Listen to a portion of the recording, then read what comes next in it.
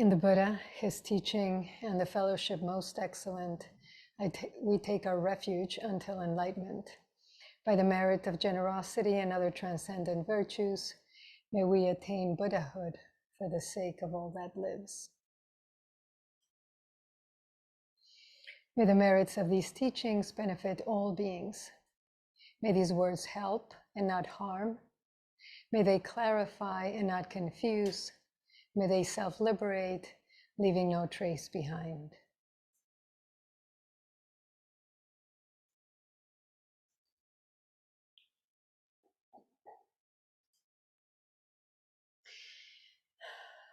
Last week, December 8th, was Bodhi Day, Buddha's Enlightenment. And all the schools of Buddhism celebrate it as the day that the Buddha awakened. Though some schools actually celebrate it as part of Vesak, the Buddha's birthday, and that usually falls in April or May. But certainly in Zen, we observe December 8th as Buddha's enlightenment. And, most centers and monasteries do Rohatsu, the most intensive and the final session of the year, from December 1st to December 8th, to culminate on that day of Buddha's enlightenment, because Rohatsu really is a celebration of the Buddha's aspiration, the Buddha's commitment to awakening. And so by following his example and enacting, that vow, that aspiration, we create a thread all the way to this time, right, in this place from 2,600 years ago, when the Buddha first saw things as they are. So I wanted to speak a little bit about this. So when the Buddha was still Siddhartha Gautama, he made a vow, right? He made a solemn promise to find the path that leads to the end of suffering. As we know, he saw the three signs of age, illness, and death. And then the fourth sign, that was really the spiritual life, the religious life, the wandering life. And he decided to dedicate his life to attaining liberation. And, I want to remark briefly on this choice. If you think of all the things that each one of us could do with our human life, with the 80 or so years, if we're fortunate, that we'll have on this planet, why choose to devote yourself to something so intangible, so mysterious, and so seemingly unattainable? I think this is one of the most wonderful aspects of humanity, that each one of us is called to a particular path, to a particular way of living our lives, that to someone else may seem unimaginable or impractical, or just plain weird. Not all of us even have the option to follow a calling, right? Some of us are just surviving, just putting bread on the table. Some of us are doing what is expected of us. A few are fortunate enough to be living their passion, their purpose. And if you're one of them, if you're living the way you want to live, then rejoice, my friend, because few people are luckier than you. The Buddha was one such person. And yet, this isn't the Buddha's story. that I'm about to tell. Or it's not just the Buddha's story, right? It's my story, it's your story. It's a story of every person who has said enough. Enough of this sorrow, enough of this burden of wanting and lacking, enough of this constant fighting and fleeing and gaining and losing and hurting and having. Enough of not seeing and not being seen. Enough of half living. Is the story of every person who's decided that feeling is more important than avoiding. That learning to love yourself and to love others, to love all things deeply, respectfully, is the most important thing we'll ever do in this life. Is a story of someone who admits, I'm not happy, or I'm not satisfied, but I want to be.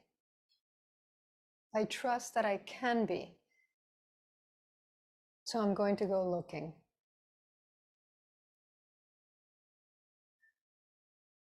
The Buddha went looking, and he found, the sutra says, a delightful piece of ground, which he considered perfect for the work of meditation. Just like this 2x3 mat. This room with enough light, enough space, enough quiet. He had his body and his mind, just like this body and mind, hungry for living. And he took the Bodhi seat, the seat of enlightenment. He rested his hands in his lap. He lowered his eyes and he made a vow. He made a vow to not move, to not stir until he attained enlightenment. Until he saw what had to be seen and did what needed to be done. Until he awakened to this life fully. And we know from the story of the Buddha's life that by that point he had mastered all the dharmas that could be mastered at that time. He had in a way put an end to all desires, right? He pushed his body to the limit and beyond. He spent days standing on one leg, as there were groups of ascetics who did that. Days standing with his arm held high. He forced himself to stop breathing. He ate 100 and then a dozen and then a single sesame seed a day until his body was so emaciated that when he touched his belly button, he said, he reached his spine. His skin shriveled up, his hair fell out in clumps. He beat and constrained his mind for the sake of liberation. And you know, the belief which appears, I think, in virtually every religious tradition, that mortifying the body, that denying the body is the way to freedom, is hard to give up. It's hard to give up because from one perspective, it seems so clear that this is the obstacle. Right? This body has all these wants, all these needs, all this craving, this laziness, this restlessness, this distraction. I tell my body to do one thing and it does another. And so the answer must be to beat the body into shape, into submission. And you know, we no longer do it with whips and crosses, mostly. We do it with CrossFit boot camps and Peloton and high-end diets and ice baths and fasting and purging and the scalpel and that belief runs deep. If I were thinner, if I gave up sex or sugar or alcohol, if I was in control of this body, then I would be a cleaner, leaner, meaner me. You know, I'd get to my goal and I would be invincible. Playa del Carmen, where I am now, you see this everywhere. Empires have been built on this promise, commercial empires. You know, spending our time and energy trying to control and shape and constrain our bodies is like, the example I've given in the past is like having this luxurious car and then spending all of your time just waxing it and admiring it instead of actually using it, actually driving it. Or it's like decorating a jail cell. I mean, it looks nicer, but it's still a cell. Denying the body does not lead to freedom. And this is what the Buddha saw. Right at the brink of death, he realized the body is not the problem. Let me repeat that. The body is not the problem. In fact, the body is a gate.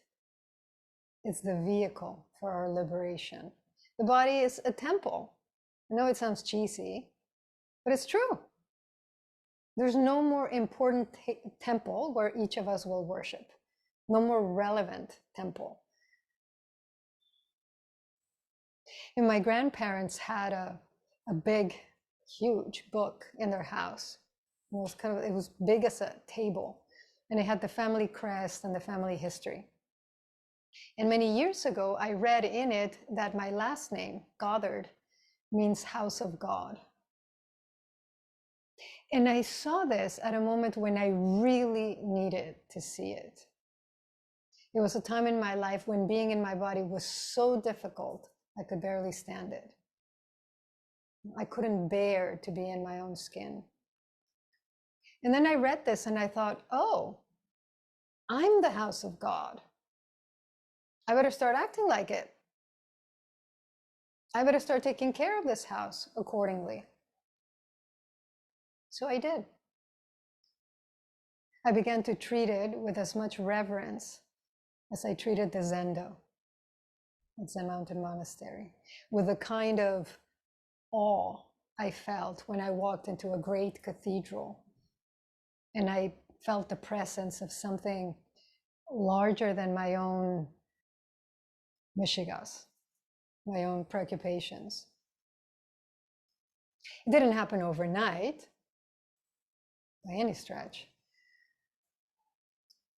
but gradually I understood that until I stopped fighting myself, until I stopped using my energy to berate or control or constrain or punish my body, I wasn't going to have much left over for anything else. So one day I decided maybe I could love this body and everything it gave me. Everything it gives me every single day. And so the Buddha, at the brink of death, saw that neither pampering the body nor denying the body would lead him to peace or to freedom. And he took what he called the middle way. And this is such a delicate balance, I find. I've told the story of Sona, the monk who was walking in meditation until the soles of his feet were bleeding. And he gets discouraged. He's like, I've been doing this for days. I'm in pain. I'm exhausted. And I am no closer to seeing clearly. And so he sits down and he's kind of feeling a little sorry for himself. And he's thinking, I could just go back home. I don't need to be a monk. I could just go home. I could give merit. I could gain merit by building a stupa, by donating money. My family would love to have me back. And the Buddha reads his mind and appears before him. And he says, you were just thinking this, weren't you? And Suna says, yes. Well, before you were a monk, what were you doing? Well, I was a lute player. What happened, Suna, if the strings of your lute were too loose? Suna said, well, they wouldn't play, my lord. What happens if they were too tight? They would break. And life is really like this. Practice certainly is like this. What's just the right amount of tension? This is an excellent question to ask ourselves every day as practitioners, or as really just as human beings who want to do something with this life, who want to use the 24 hours of the day rather than being used by them. How much rest do I need today? How much work? How much play? How much solitude? How much company? And so the Buddha, having realized that what he had done so far was not helping him get to where he wanted to be, he decided to nourish himself. And just at the right moment, this young woman, Sujata, appeared and offered him a bowl of rice gruel. And he nourished himself. And then he made his way to the shore of the Naranjana River. He washed himself, which he had not done in years. And he set his bowl on the current and said, if this is the day of my enlightenment, may this bowl float upstream. I've only seen one version of the story that tells of this particular event, right? Like the Buddha was looking for a sign. We do this. We pray to God or to the Buddha or some higher power, and we say, if I'm meant to leave this job, be with this person, buy this house, you name it, please give me a sign. And then we wait and we watch carefully, and lo and behold, something happens and we think, that's it. That's what I'm supposed to do. Of course, it's all happening here. And in one sense, it's us talking to ourselves.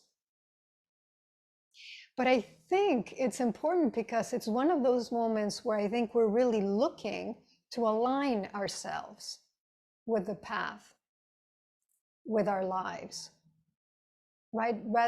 Rather than going against, we want to go with. And we're invoking that help. We're saying, show me the way I need to go. Help me to see, help me to hear, and I will listen.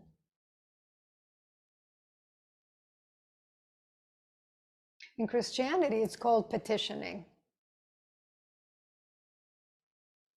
My teacher, Dada Roshi, spoke of it as invoking reality.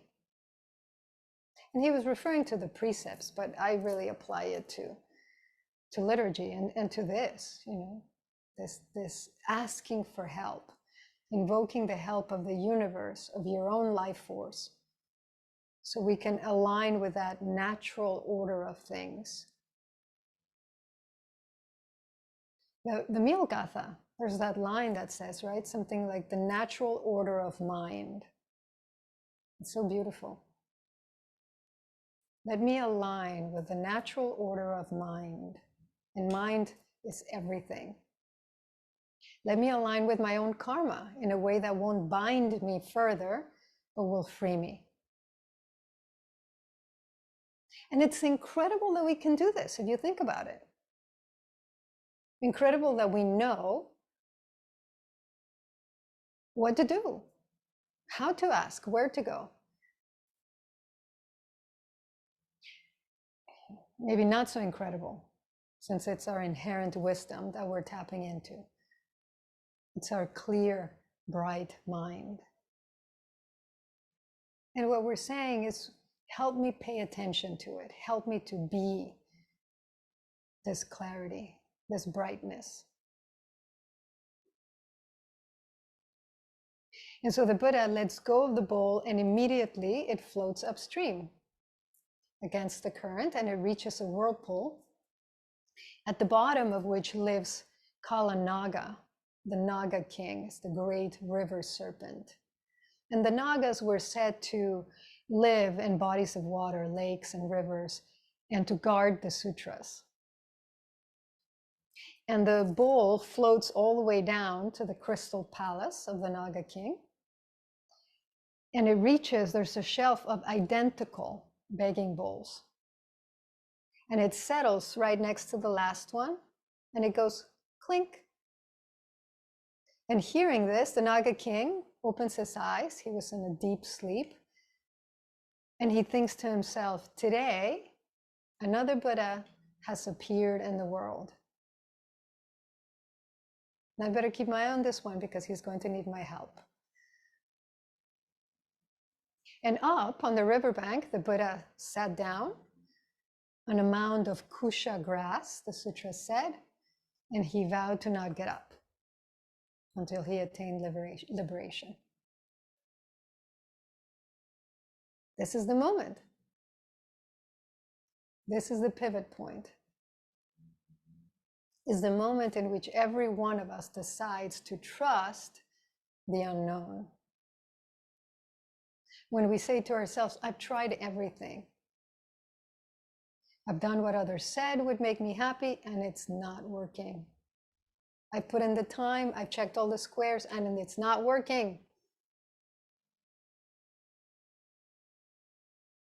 And so really, when I asked before, why is it that some of us hear the call and respond to it?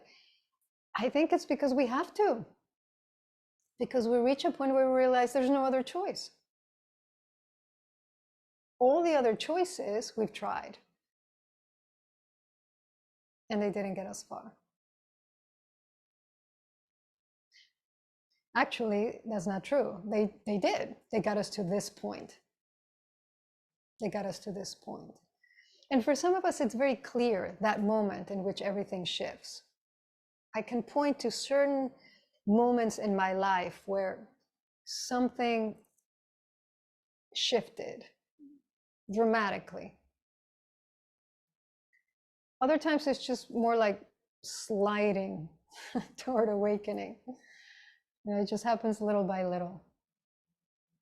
But if you're paying attention, you realize you keep having this feeling like there's something off. Things are just not clicking into place. It was like somebody changed the channel while we were sleeping, and now we're watching a show in another language. We recognize the images, but they don't make sense anymore. Now, how come? I was going along with my life. I was mostly happy. I was going to the movies, going out with friends, I was going to school, or I was working. And one day you think, wait, what? What is this? What am I doing? What am I doing?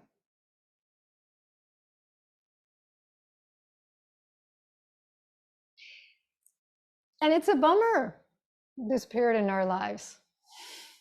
It's a bummer. Trungpa Rinpoche used to say, if you can do anything else, don't practice, because it's going to mess up your life. I say this to people all the time. The movies you used to enjoy, the friends you'd hang out with, the rituals you had for yourself, your daily rituals, you just don't do it for you anymore. And you think, what's wrong? What's wrong with me? Everybody else seemed to be going along fine. What's wrong with me? It's very destabilizing. Until you understand that something's shifting inside you and that it's a good thing. Until you understand that that feeling of discontent, until you understand that feeling your discontent instead of covering it over is a good thing. And it is the fuel. It's the fuel that's driving you to search for more. And you realize that wanting a deep connection with others is not too much to ask. That doing meaningful work is possible.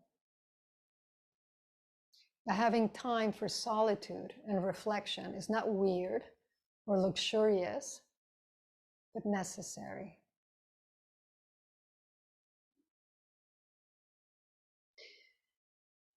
And so, in order to get past this awkward phase, we have to be willing to feel this tension. It's like growing pains. We have to feel the pull of something that we don't have yet, of a place we haven't reached, but we sense is possible, is near. Right? Otherwise, why would we go looking? Something in us knows, even when we can't see what it is. We can't see the particulars. And if you think about it, it's this same tension that turns into art or into a religious call. The poet E. Cummings said, a poet, insert a practitioner, is somebody who feels and who expresses their feelings through words. This may sound easy, it isn't. A lot of people think or believe or know they feel, but that's thinking or believing or knowing, not feeling. He could be describing Zen practice. And poetry, life, is feeling, not knowing or believing or thinking. It's being, I would say.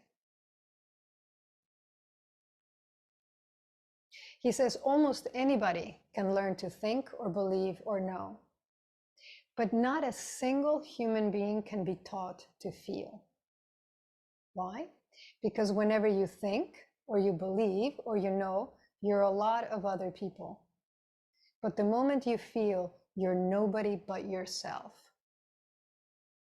And to be nobody but yourself in a world which is doing its best night and day to make you everybody else means to fight the hardest battle which any human being can fight and never stop fighting. And that sounds a little bellicose, but he's talking about how revolutionary it is to be your own person.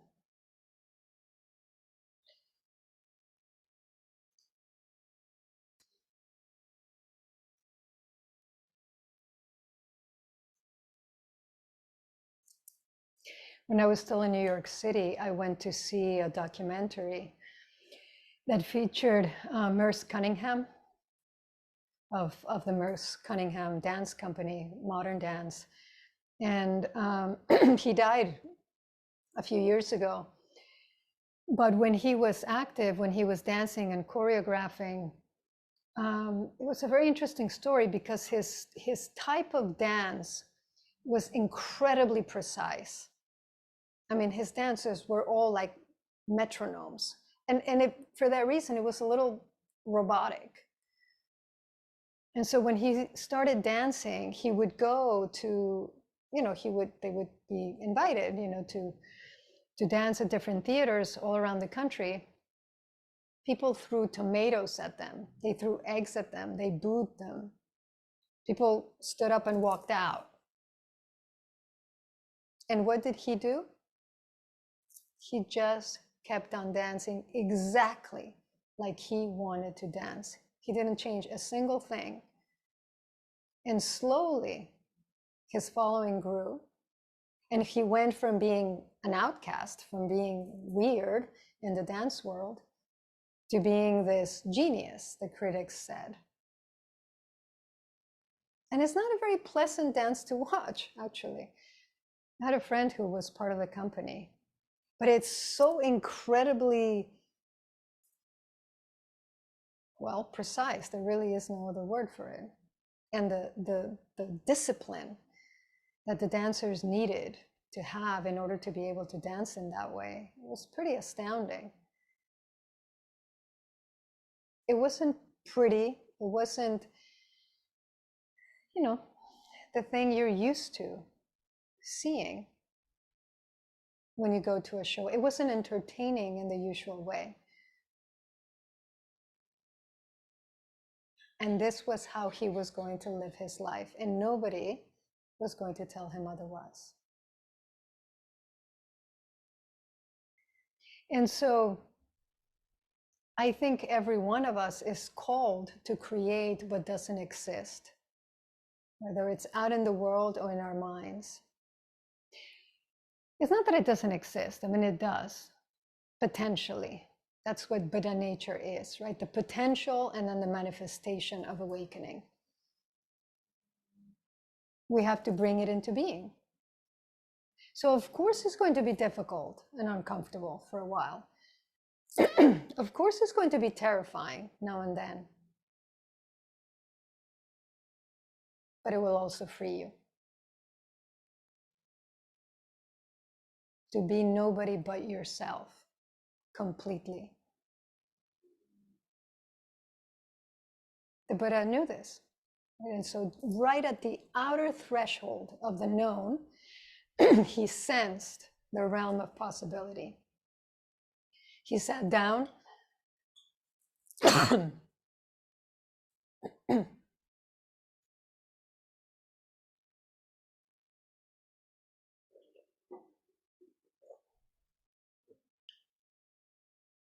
He sat down on the Bodhi seat, and all the trees around him leaned in, and the animals hushed, and the devas looked down from the sky, expectant. And the Naga king, Kalanaga, rose from the bottom of the river, and he stood on his coiled tail, and he fanned out his great hood over the Buddha to protect him from the heat, from the rain. As the potential Buddha, the thus come one, turned his mind inward, and all hell broke loose. Mara appeared. Mara, the evil tempter, the sutras say, who wanted to unseat the Buddha. And there's a sutra called the Padana Sutta, in which the Buddha actually very precisely identifies all of the Buddha's squadrons or armies. And he says the first is sense desires, then boredom, then hunger and thirst, then craving, then sloth and torpor, cowardice, uncertainty, malice and obstinacy, gain, honor and renown. Oh, that's more than 10. Ill-won notoriety, and finally self-praise and denigrating others. And the whole shebang. And we should recognize these armies. You sit down, and after 10 minutes, you're lost in a fantasy. You're enjoying a delicious meal. You're off on a tryst in Rome or in Paris. Your stomach grumbles. You start to plan dinner. You decide you've been sitting too long, and you get up to get a glass of water. You wonder when the period will end. You wonder why sitting has to be so hard. You congratulate yourself on an excellent period of zazen. You start planning what you're going to tell me, Zuisei, on your next private teaching. And on and on and on. During my first year at the monastery, I spent a couple of sessions with a very elaborate fantasy of creating a Zen Olympics with Daibosatsu, a nearby monastery. And I had it all planned out. I mean, where in the monastery we were going to, what part of the field we were going to use for which events. We would do the sprints. So of course, we would do relays. We had to do a javelin because that was my event. I mean, I had this whole thing planned out, several sessions. At a certain point, it would just click. I guess I was bored, and it's like, whoosh, off I went, planning my Zen Olympics.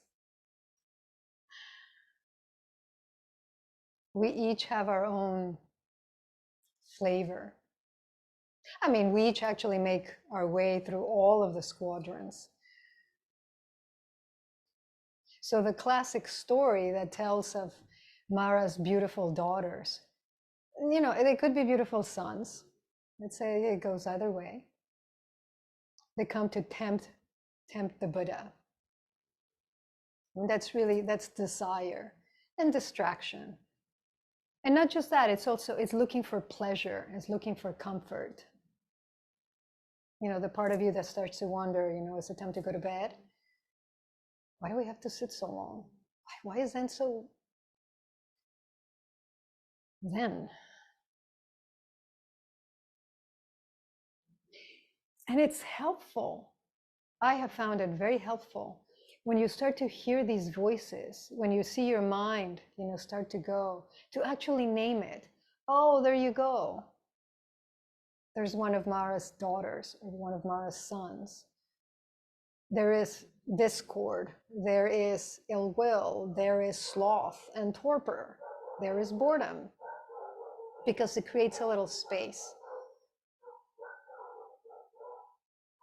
And the story says that when the Buddha saw the dancing maidens, he just continued sitting. He stayed on his seat.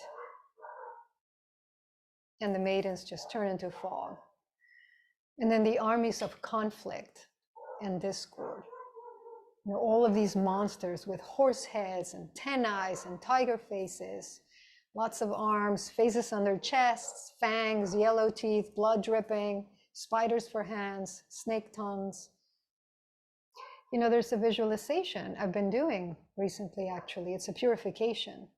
And you visualize illness as blood and pus living your body. And you visualize the demons, the obstacles, the things that stop you on the path as insects and spiders and, you know, these critters also leaving your body. So this isn't just metaphor. You know, there's something that happens when we give something form, right? When we name it. And so this army was really all the horror, you know, all the wild hunger, the greed coming to assail the Buddha. And again, he stayed on his seat.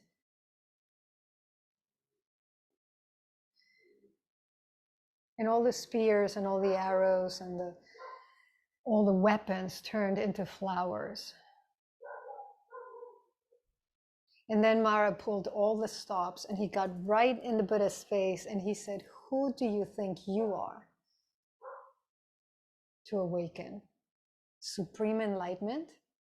You? I mean, think of it. Supreme enlightenment. Sound familiar? If I had $1 for every time someone tells me, I don't care about enlightenment, I just want X, I'd be living the life. Why not care about enlightenment? You've heard me talk about this.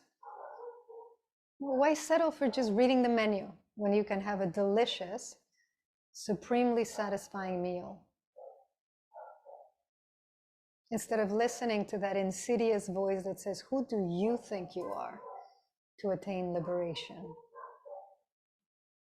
Who do you think you are to think that you can be free, that you can be at peace, that you can be no one but yourself?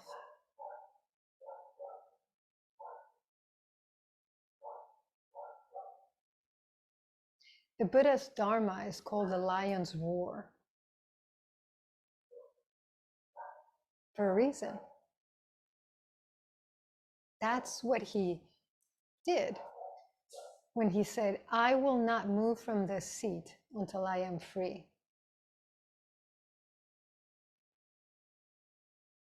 It is the same roar, but when we decide, this is my life, and this is how I want to live it. And you don't have to become a monk or a hermit or a priest or anything. Just be you. You can just do you fully, unimpededly. So the Buddha touched his hand to the ground and he called on the earth goddess, Shtavara, to witness his enlightenment. And she appeared clothed in resplendent green, some versions say, and her voice joined with the voices of all the trees and all the stones and all the fish and all the two-legged and four-legged creatures. And together they all said, "He is worthy." And then Mara and all his armies trembled in fear, and they dropped their weapons, which were useless by that point anyway. Some of them bowed down to the Buddha and asked his forgiveness, and others just fled. They just ran, never to come back.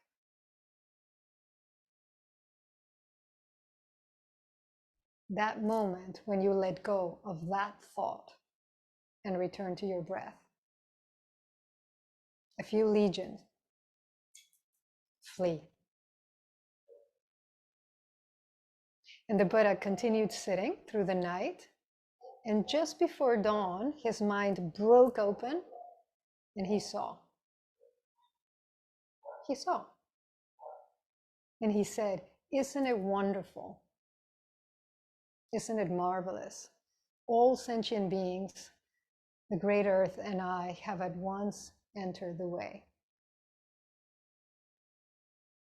Or as the Pali Sutras say, birth is destroyed, the holy life has been lived, what had to be done has been done. There is no more coming to any state of being.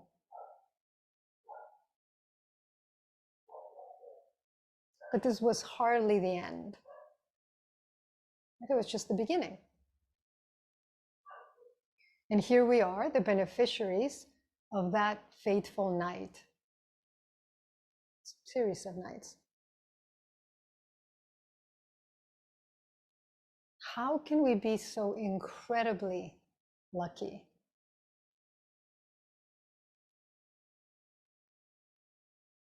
How can we have this opportunity to do as the Buddha did?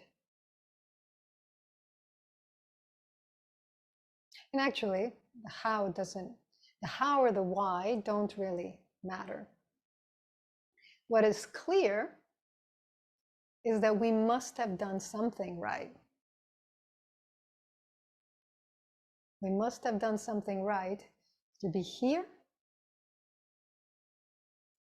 like this.